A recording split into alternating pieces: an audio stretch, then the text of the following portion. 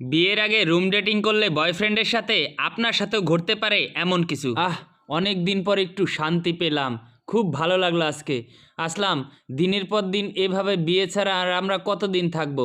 আরে কি হয়েছে, কোনো সমস্যা নাই, এভাবে থাকি, তারপর একসময় বিয়ে করে নেব। না আসলে যদি কিছু হয়ে যায়, আরে আমি মুসলমানের ছেলে, এক জবান দেই, আমি তোমাকেই বিয়ে করব আর অন্য কাউকে না, ঠিক আছে? তুমি যদি গর্ভবতী হয়ে যাও তাও আমি তোমাকে বিয়ে করব। মুসলমানের এক জবান, তুমি আমাকে বিশ্বাস করো, আল্লাহকে সাক্ষী রেখে আমরা বিয়ে করেছি। এভাবেই গার্লফ্রেন্ডের সাথে প্রতিনিয়ত মেলামেশা করে আসলাম। আর এইভাবেই একদিন তখন ভাবি দেখলো, ননদজি অনেক খুশি খুশি লাগতেছে। হ্যাঁ ভাবি, মনটা অনেক ভালো আজকে।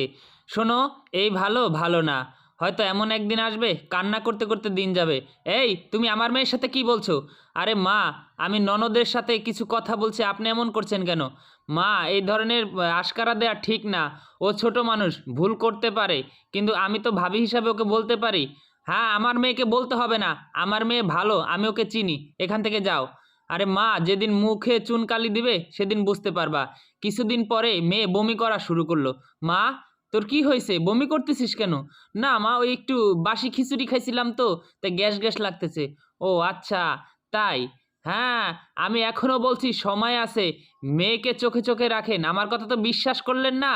এটা বাসি খিচুড়ি খাওয়ার গ্যাস না, এটা নিশ্চয়ই অন্য কিছু। এই মেয়ে, সাবধানে কথা বলো, ঠিক আছে? আমাদের মা মেয়ের মাঝে কথা বলতে আসবে না। তুমি পরের বাড়ির মেয়ে, পরের বাড়ির মেয়ের মতো থাকো। আমার মেয়েকে আমি খুব বিশ্বাস করি, আমার মেয়ে এই সমস্ত খারাপ কাজ করতেই পারে না। হ্যাঁ মা, তুমি আমাকে ঠিকই চিনেছো, আমাকে তুমি ভালো বিশ্বাস করো। আর ভাবি দূর থেকে সব কিছুই বুঝতে পারছে। মা, আচ্ছা ঠিক আছে, আপনাদের মা মেয়ের ব্যাপার বুঝেন আপনারা, তবে একদিন আমার কথা ঠিকই মনে পড়বে। হ্যাঁ মা, আমি কখনোই তোমার মুখে চুনকালি দেব না। দেখো, তুমি আমার পর বিশ্বাস রাখো। হ্যাঁ মা, আমি তোকে খুব বিশ্বাস করি মা। Thank you. এই বলে মেয়ে চলে গেল। আর পরবর্তীতে আসলামের সাথে দেখা হলো। শোনো, আমি না বিপদে পড়ে গেছি। কি বিপদ? আমি তো গর্ভবতী হয়ে গেছি। কি?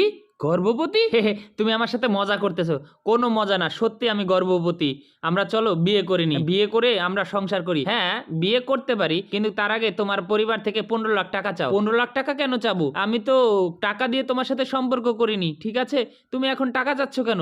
তুমি না সেদিন বলেছো মুসলমানের এক জবান? হ্যাঁ, আমার মুখে মুখে কথা বলিস, মুসলমানের এক জবান? হ্যাঁ, কি বলবো? তুমি সেদিনকা বলেছিলে না, হ্যাঁ মুসলমানের এক জবান? তো আজকে বলার সাথে সাথে তুমি আমার গায়ে হাত তুলে দিলা। এই হলো তোমার মুসলমানের এক জবান? তুমি আমাকে ব্যবহার করলা আর এইভাবে আমাকে ছেড়ে দিবা? তখন সাথে সাথে গায়ে হাত তুললো। সত্যি কথা বলতে, বিয়ের আগে যদি কারোর সাথে মিলামেশা করেন, এরকম আপনার সাথে হবে। ভিডিওটা জনের সাথে বেশি বেশি শেয়ার করে দিবেন।